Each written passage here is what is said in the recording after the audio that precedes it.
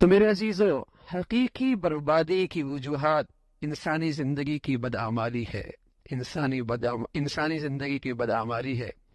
اب ان مصائب سے اور اس بربادی سے روکنے کا ایک سب سے بڑا سبب جو رسول اللہ صلی اللہ علیہ وسلم نے بتایا ہے، وَاسْتَقْبَلُوا أَمْوَاجَ الْبَلَاءِ بِالدُّعَاءِ وَالتَّضَرُّعِ، وَاسْتَقْبَلُوا أَمْوَاجَ الْبَلَاءِ بِالدُّعَاءِ وَالتَّضَرُّعِ، اللہ کے سامنے گڑ گڑاؤ، اللہ کے سامنے گڑ گڑاؤ، اور دعاؤں کے ذریعے آنے والے مصائب اور آفات کا راستہ روکا جا سکتا ہے۔ دعا کی حیثیت اسلحے کی سی ہے، اسلحہ کتنا ہی اچھا کیوں نہ ہو، لیکن جس کے ہاتھ میں اسلحہ ہے اس میں صلاحیت اور استعداد نہیں، تب بھی اسلحہ اپنا فائدہ نہیں دکھا سکتا۔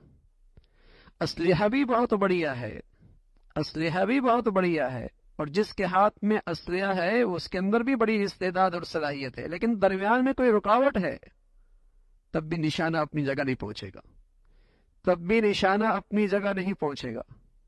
تو اسی طرح دعا کے اندر بھی یہ تینوں چیزیں ہیں۔ پہلی چیز تو وہ خود دعا، اس کا مضمون ٹھیک ہو، اس کے الفاظ ٹھیک ہو، اس کے اندر الفاظ کا انتخاب ٹھیک ہو۔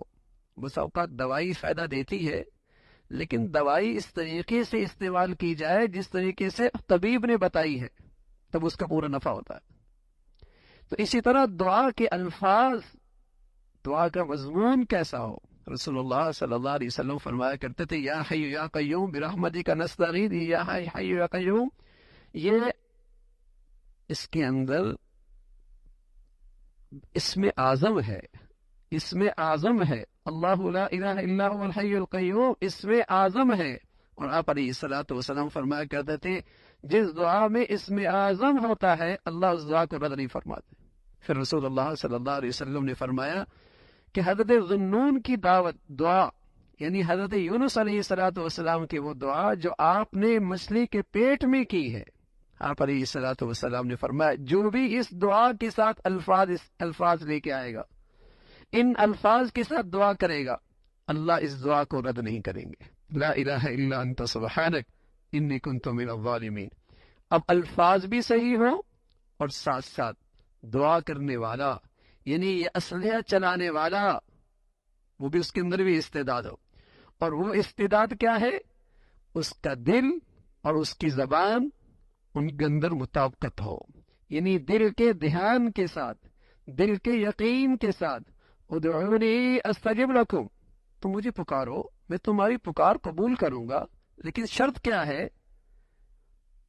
اجیب دعوت الداعی اذا دعانی فلیستجیبوا لی ولیؤمنوا بی، تمہارا یقین ہونا چاہیے، تمہیں مجھ پر پورا اعتماد ہونا چاہیے کہ جس ذات کے سامنے یہ درخواست پیش کی جا رہی ہے وہ ذات پوری قدرت رکھتی ہے، میرے اوپر پوری شفقت رکھتی ہے، میری بات کا پورا علم رکھتی ہے۔ جس قدر دل کی یہ کیفیت یقین سے بھری ہوئی ہوگی، اتنا ہی گویا کہ دعا کرنے والے میں استعداد موجود ہے۔ دعا کا مضمون بھی ٹھیک ہو، دعا کرنے والا بھی پورے یقین سے ہو، لیکن تیسری بات بھی ضروری ہے۔ تیسری بات، بس اوقات دعا بھی صحیح ہوتی ہے، دعا کرنے والے کا یقین بھی ٹھیک ہوتا ہے، دل کی توجہ بھی ہوتی ہے، اندر کی طرف بھی ہوتی ہے، لیکن تیسری چیز رکاوٹ بن جاتی ہے، درمیان میں کوئی چیز رکاوٹ بن گئی۔ کیا رکاوٹ بن گئی؟ لقمہ حرام کھاتا ہے، اس کی زندگی میں کوئی ظلم ہے۔ پیارے رسول صلی اللہ علیہ وسلم فرمانے لگے، ایک شخص دور کا سفر کرتا ہے اور اس کا لباس اور اس کے اوپر گرد پڑی ہوئی ہے، بال بکھری ہوئی ہے، ہاتھ آسمانوں کی طرف اٹھاتا ہے اور کہتا ہے یا رب یا رب کہتا ہے، لیکن کیسے اس کی دعا قبول ہوگی؟ اس کا کھانا حرام کا، اس کا پینا حرام کا، اس کا پہننا حرام کا، فانا یستجاب لذالک، اس کی دعا کیسے قبول ہوگی؟ تو بس اوقات دعا کرنے والا یقین سے کر رہا ہوتا ہے، الفاظ بھی صحیح ہوتے ہیں، لیکن کوئی گناہ رکاوٹ بن رہا ہوتا ہے، کوئی ظلم رکاوٹ بن رہا ہوتا ہے، کوئی قطع رحمی رکاوٹ بن رہا ہوتا ہے، اس کے دل کا وہ سیاہ نقطہ، جسے قرآن کہتا ہے کلا بدرانا، کلا بدرانا، وہ دل کا ران، دل کا زنگ، اس کی دعا کی قبولیت میں رکاوٹ بن جاتا ہے۔ تو دعا کی قبولیت کے لیے شرط ہے مضمون بھی ٹھیک ہو، مضمون بھی ٹھیک ہو اور پورے یقین کے ساتھ دعا کی جائے، اور ساتھ ساتھ اس بات کا اہتمام ہو کوئی گناہ نہ ہو، کوئی دل پہ گناہ کا کوئی سیاہ نقطہ نہ ہو جو میری دعا کی قبولیت میں رکاوٹ بن سکتا ہے۔ اس لیے حسن بصری رحمۃ اللہ علیہ فرمایا کرتے تھے کہ اگر آدمی نیک ہونا اور متقی ہو تو پھر تو اس کی دعا اتنی بھی کافی ہے جتنا آٹے میں نمک ہوتا ہے، جتنا آٹے میں نمک ہوتا ہے اتنی بھی دعا کافی ہے، لیکن شرط یہ ہے کہ وہ نیک ہونا، وہ متقی ہونا، وہ پرہیزگار ہونا۔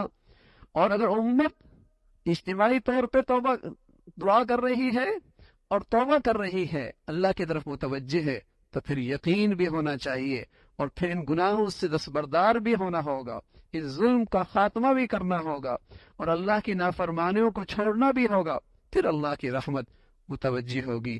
اور یہی ہمارے لیے ان حالات میں سب سے بڑا ذریعہ ہے اور سب سے بڑا سبب ہے حفاظت کا اور ان مشکلات سے نکلنے کا۔ اللہ رب العزت ساری امت کو اس کا اہتمام نصیب فرما دے۔